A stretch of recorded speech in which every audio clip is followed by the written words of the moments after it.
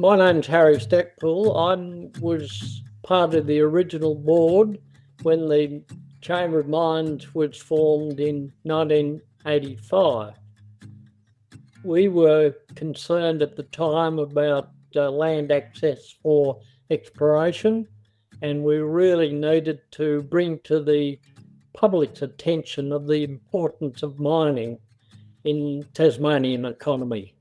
The board visited various sites and usually had a meeting every 3 months or thereabouts. So the Minerals Council really opened up the door for liaison between the mining and exploration companies.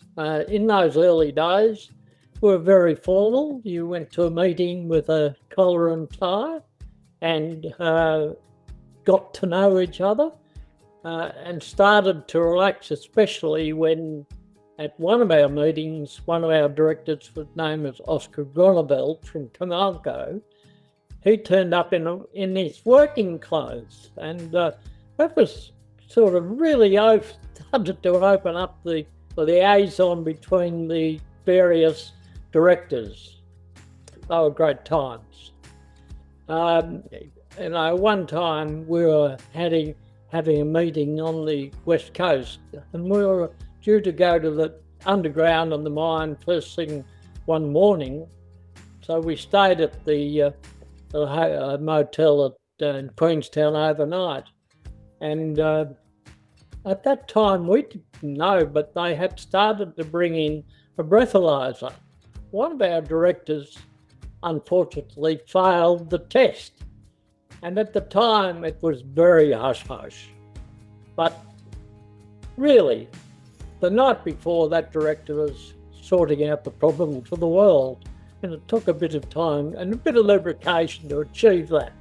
So he stayed home while we did the underground visit. No names, no pack drills.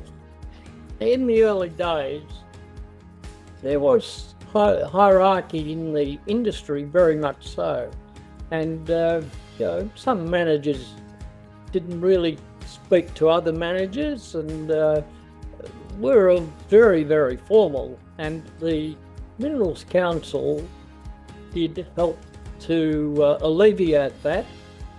So people got to know each other much better, and they bounced ideas off each other, although still looking after their own project.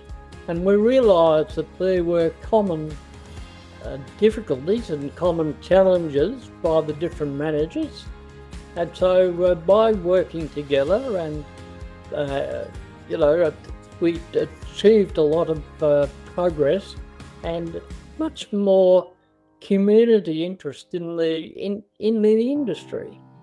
I think the biggest challenge was everyone getting to know each other, and that took time, but it was very successful. And I know at my house, I used to have a dinner every year or two, and we'd have 45 managers and their wives crammed into our living room, and we put on a feast. I'd arranged a friend of mine in Flinders Island to fly in crayfish, and some of those things were very well regarded, and it really put together the companionship of the various mining companies. The Mount Lyell Centenary Ball, which was held in 1993, and it's a photo of my wife and I. We were done up in period costumes, obviously man about town at the time in the 1880s. And here's another one of the group of mainly people all people in the minerals industry that dressed up for the momentous occasion of the Mount Lyell 100-year centenary. Can you see that?